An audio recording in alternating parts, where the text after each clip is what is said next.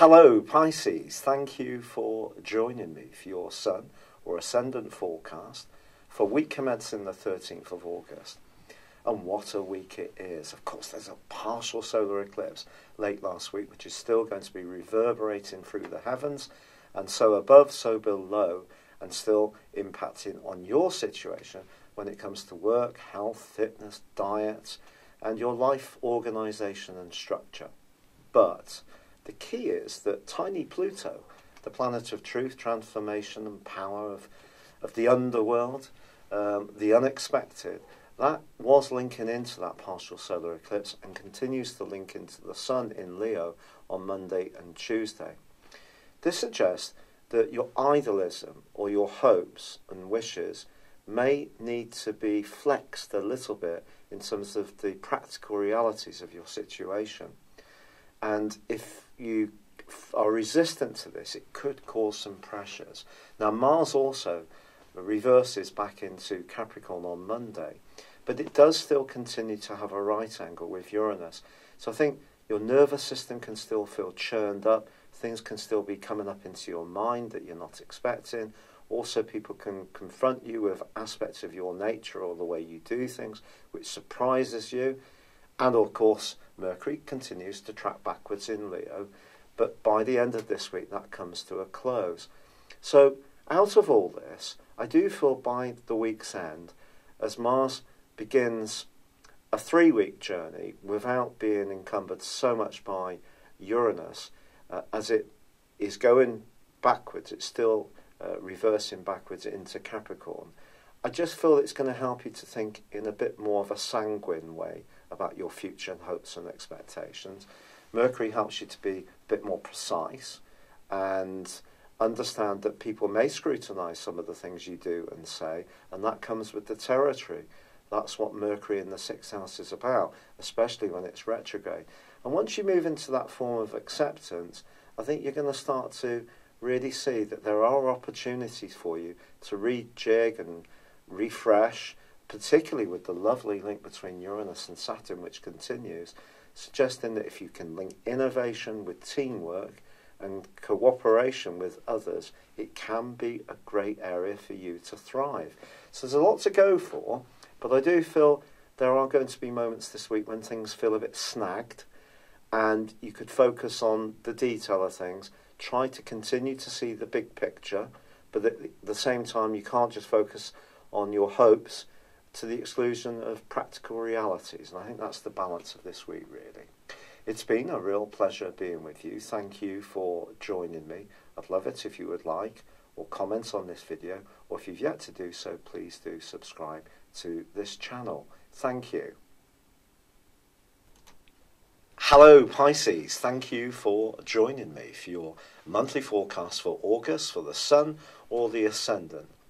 Now this month does have a lot of activity around retrogrades. We can't deny it. The North Node, 3 phases of them in the sign of Leo. That's the point of destiny, which for you at the moment is about work and health. Mercury tracking backwards in Leo, the point of health and work. We also have Mars tracking backwards in a very psychological and sensitive part of your situation, which may have made you feel a little threatened by others ever since mid-May.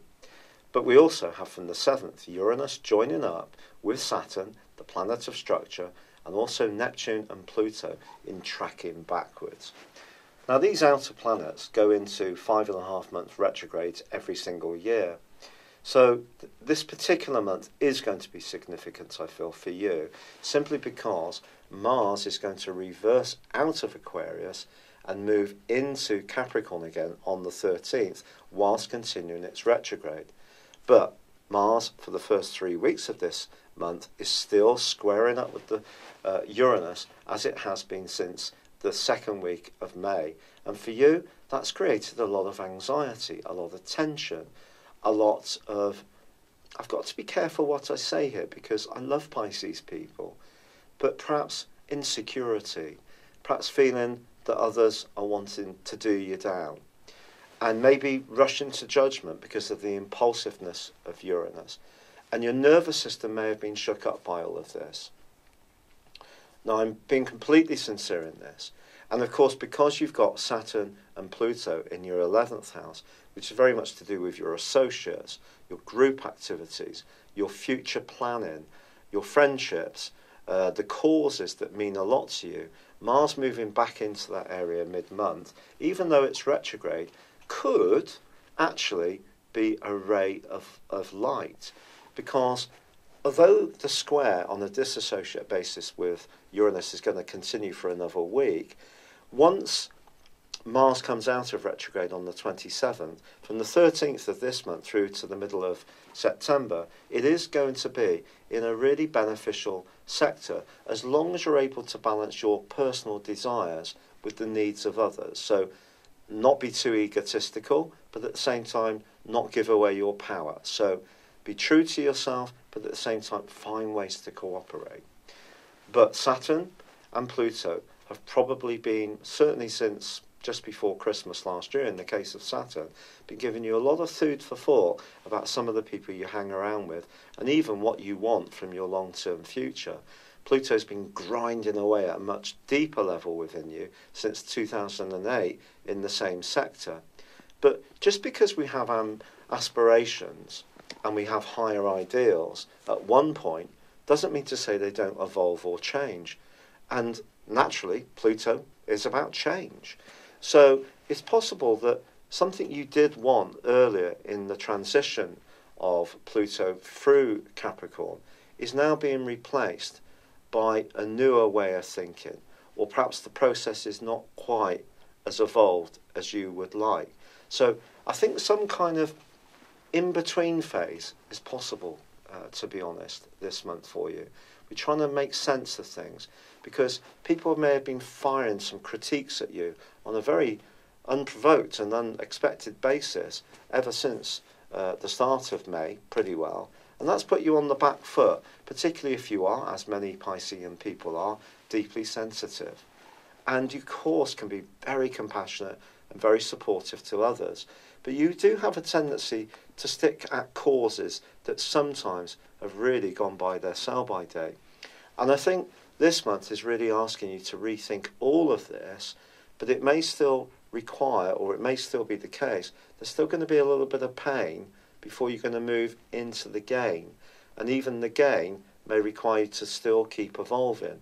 We can't fight Pluto, however much we might try to. It is evoking deep within us things we, in ourselves, want, even if we're not conscious of it. It's so fantastic. I've been on the end of it in terms of being aware of stuff I want to change and being unaware of stuff I didn't realise that needed to change. Never fails to amaze me how potent this tiny entity is. But of course, Mercury being backward through to the 17th of the month can cause some glitches at work. It may be that someone's going to be hyper-scrutinising some of your work because there's a kind of Virgoan feel to this. If you're in a role which is to do with helping or servicing people, people are going to really be wanting their pound of flesh. Pound as in weight. We don't say kilo of flesh, do I? Just thought of that. Sorry, Aquarius moment. And so you're going to have to really try and be on the ball, even if at times this month you could feel jaded, your nervous system could feel off, you may feel quite exhausted at times. Keep the faith, because once Mercury emerges on the 18th direct, you can start to get some greater insights into health, diet, fitness, nutrition, exercise, work-life balance, being much more conscious of where you're being too sacrificing and not thinking enough of what's good for you. The 23rd, I think, is a really important marker of time this month, because the Sun moves into Virgo, and of course on the 26th it's going to be going opposite the Moon in your sign, and ordinarily that could flag to you a crisis in a relationship, but I want you to see it as an opportunity, because all this month Uranus and Saturn are forging that great link between one another. So innovation in terms of your thinking around your long-term future can actually be very good for you, as long as you're open to learning on a step-by-step and thorough way. So the Moon intersecting Uranus and Saturn can be really helpful. And I just think it's going to just make you much more conscious of what you need to do in terms of how you think, your core ideals, how this links together with your future associates, but also how you relate that out to the people you work with or live with or go out with. Because communication is the key for all of us in life. And we're never going to need to stop working at it and practicing it because we can't control how other people will comprehend what we're saying. We can think we're clear in what we're sending the signal around. Signal and sign. I thought of that this week. Star signs, signal. First word, first participle, sign. So that's interesting. So sign, signal. So the signals we give out, we may feel we're clear about, is that how they're comprehended? And I think that's what's going to be coming to the fore towards the end of this month. Particularly if you're getting on the front foot, coming out of this more nervous, bit stressed out kind of phase, and moving into telling people what you need, which is really good, really healthy. Now, Mars also ends its retrograde on the 27th, and it's going to really help you in the first 2 weeks of September and the very end of this month.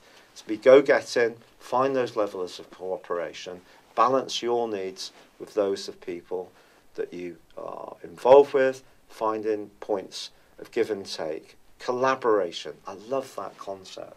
It is so, so helpful. Now, the other aspect that's going to be going on all this month for you, which is hugely wonderful, concerns your co-regents of Jupiter and Neptune. And they're going to be cooperating brilliantly. So, Jupiter, it's all about exploration, knowledge, travel, escaping things that aren't really giving you much pleasure. But Neptune's in your own sign. This is a very idealistic aspect. It's great for raising our consciousness, embracing more spiritual ways of thinking or being. But it also can be a bit deceptive. Now, I actually have Neptune and Jupiter as a conjunction in my natal horoscope. A lot of people who do kind of healing or psychic kind of work will have that aspect. But in this trine, it can be very good, but also if you are developing new ideas that are enlightened, they still got to work in reality. And because you can be very idealistic, that's where Saturn can be good for you this month, because it can root any new ideas you've got in a kind of workable, it's asking you to check things out, do the research, and challenge yourself, really, if you feel that you're getting a bit too floaty and a bit too ephemeral in your approach to things, and bring it all down to a grounding, earthing level. I'm really sorry that this forecast is being done so late this month. I'm not sure if you've tuned in and seen some of my videos, but I've been diagnosed with rheumatoid arthritis. It really has just swept in really powerfully since about the early part of March, and it's made me very ill, to be honest. I am taking medication. It's not working yet because it takes time to work. Many people have written in so many lovely messages and great pieces of advice on natural stuff, which I am doing. So if you've been one of those people, I sincerely thank you. I hope to do September earlier this next month because I'm getting a bit more organised, but I've been on crutches, struggling to get in and out of bed, sit up and down, use the loo. The pain has just been absolutely incredible. But I'm feeling very optimistic. I love doing what I'm doing, and I've made the decision to stop trying to be too sort of equable in terms of the Libra and Ascendant I've got, and I'm telling things as they are. So I'm sorry if some of what I've said is a bit more to the point, but I'm just being real. I've just saying to Aquarius people, the Leo King says he does deep astrology. Well, I do real astrology. Thank you for joining me. I'd love it if you would like, comment, or subscribe to my channel if you've yet to do so. Thank you. Hello, thank you so much for watching my video. I'd love you to join me at my Horoscope Ace app. You can find this at www.horoscope-ace.com. You can use it through Android, iOS, Apple, or Facebook. Check out your ascendant or your moon sign, or download your free birth chart. There's all your favourite videos, plus there are daily, weekly, monthly and yearly horoscopes for general, love, Chinese and Indian astrology. If your passion is tarot, there's my brilliant 3-card money or love tarot readings too. And it's all there at www.horoscope-ace.com. Thank you.